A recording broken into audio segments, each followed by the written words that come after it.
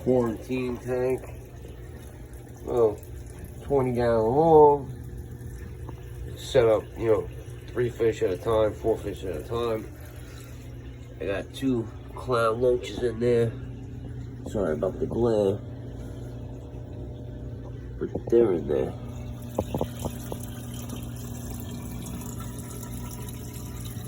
Right here to see them. Maybe not. But anyway, this 2 clown loaches about 3.5 inches inside that tube. But you can't see it. I'm running 2 sponge filters and hanging on back HOB. Anyway, this is 40-gallon breeders. I got them cut off into 20-gallon cubes, which in these cubes are going to be a sunshine peacock. 1 breeding male right back here. A little camera shy, a little stressed, but no big deal. 2 females, 3rd one upstairs, which I'll be pulling from the main tank. Sold to me as a male, but was being juiced. That's why she was showing colors. Now she is colorless and giving my males a run for their money. So we need to take her out of that tank and get her isolated into this new home. All right, moving on. This is my Eureka Red Jakes. My Eureka Red sitting back there. He was in a battle with the sunshine peacock, and he lost his eye. As you can see, I don't know why these guys freak out. The camera shot. But we'll go this way. You can see, booyah, no eyeball. He lost his eye in the war. So, but anyway, if we try to zoom up top, you can see a female right back there, and then there's another one down there. Actually, they're all 3 back there. Okay, they're hiding because they're scared. Okay, no big deal. Moving along. Right, my air systems, power over there. Then we move over. We got lemon Jake peacocks. We got 2 females, 1 male. And see, look at all the filtration you need for a 40-gallon breeder. See that? Little floss, couple of media cubes. I forget what they call them. Different fluid well. And then 1 sponge filter, just in case I gotta set up another tank. So anyway, this is a lemon Jake peacock. Colored down because, like I said, they came into his tank about 2 days ago. So he's a little stressed. His colors are popping more in the last, say, hour, because now the females can't run. They have to produce. But like you can see, they're not too vicious, so I'm not gonna give them that many hiding spots. Yeah, so that's it. Maybe I'll put a little rock, a little round rock, or a PVC pipe down there, just so the women can get out of the way. Now these are my troublemakers. These are the troublemakers. There's firefish peacock and strawberry peacock up in this upper left corner, as you can see. Firefish peacock, strawberry peacock. Now the firefish, these are all hybrids, out of this group right here. And then the Eureka Red Jakes. I know everybody's pretty familiar with them, but these are hybrids. They're not found in the wild naturally, but they're gorgeous fish. We have accepted them into the cichlid hobby. For most people, I mean, I accepted them. They're whatever. They're man-made fish. They're beautiful. Who gives a bleep? But anyway, moving on. These are my firefish. He's a firefish, man-made. He's a strawberry peacock cichlid. A violent fish. He's the one that bit out the eye to the Eureka Red. I had to put these dividers up because I didn't want any crossbreeding between them. So far now, in 48 hours, the fish have been chilling. They're not small enough. I only have 1 incident with the one Eureka Red over here. the female got stuck in a, you know, the cubes, obviously, you can see.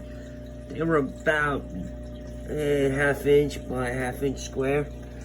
You know, these are them exactly what they look like.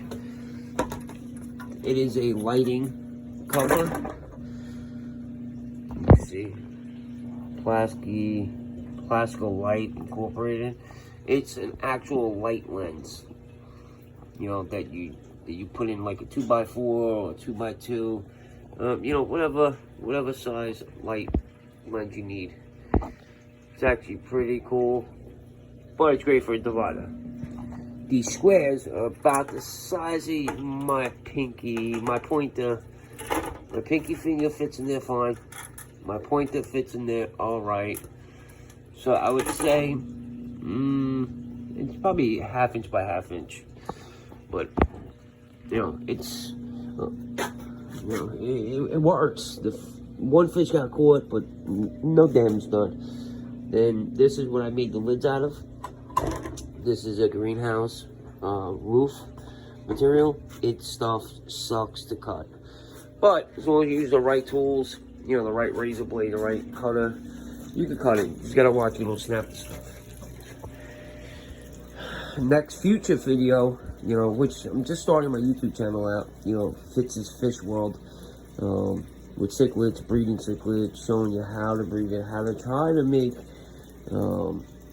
the little bit of space that I have work for what I want to make as an income monthly, right? It takes a little bit of time, a little bit of money. I probably set everything up for maybe about $600, give or take. Everything is new, nothing's used, right? Between the air, the lids, you know, the dividers, the sand. Now, I use substrate just for my beneficial bacteria. That's it. Because the bacteria will grow in that. I don't really mess with the sand too much. I do gravel vac everything, you know, sand sift everything, but I don't go crazy with it. The corner triple flow, the sponge, it pulls everything to it. I mean, it doesn't look like much, but it does pull everything to, you know, the filter force and the sponge. So I don't disturb the ground too much, you know, the gravel too much, sand, whatever you want to call it. Correct me, that's cool. Anyway, get back onto the fish here. These are my firefish. He's a male. He was sold to me as a female. She was sold to me as a male, right? As you can see, they gave me a fully developed 3.5 inch firefish, and then a 2 inch shorn of mature firefish. Now back here, I made a mistake and I bought fish from Petco. You know how that goes. PetSmart. I'm sorry, PetSmart. He came in as a peacock. I bought him. I figure I'm probably gonna have trouble with them because, you know, the strawberry breed of these type of hybrids are very vicious. As you can see, like we went over before, he's the one that bit out the eye of the Eureka Red, Jake. So I caught him in that. Couldn't get it on film because I left my phone upstairs. But anyway, yeah, I don't know how long I'm keeping them, but I might sell them when I go to get rid of some of the fry. That's his female. They do not crossbreed in this when they're together. They've been housed together for almost 6 months. They do not crossbreed. I had a bunch of fries. Both of them have fries. I've caught them both breeding. This male right here has given me about 175 eggs, I would say. I only lost 3 due to mold, but overall, she's the weak link out of this cube. She's only given me about 30 eggs. The 2 other times she got pregnant, she ate them. So anyway, that's that cube. Now let's move on down. I've been trying to get into Tropheus. As you can see, I got a couple of Taiwan reefs that I got for free. So I was like, hey, you know what? I'll take them. They're there. I'll take them. It's a little dark, I know. But I got trophy is the bullseye in there, which he's right there. And then I got trophy is firecracker. I don't know the actual name, but they're all quarantined. They're all tiny.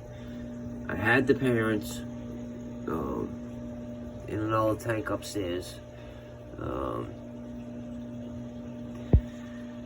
Yeah, the people I got it from, they weren't keeping, you know, staying on top of their maintenance and quarantine and stuff.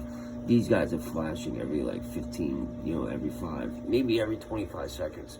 So I've been treating them with Prazi Pro. They're eating. They're all getting better. When I first got them, I thought they were all gonna die. I lost 4, you know, out of the 6. You know, 4 out of the 10, which leaves me 6. And he gave me 2 more of those Taiwan Reefs, you know, red tails. I have a couple of Taiwan Reef yellow tails upstairs, but that's an experiment. I want to see how they turn out. They're gonna look exactly like each other, just the anal fin. One's yellow and the other one's reddish.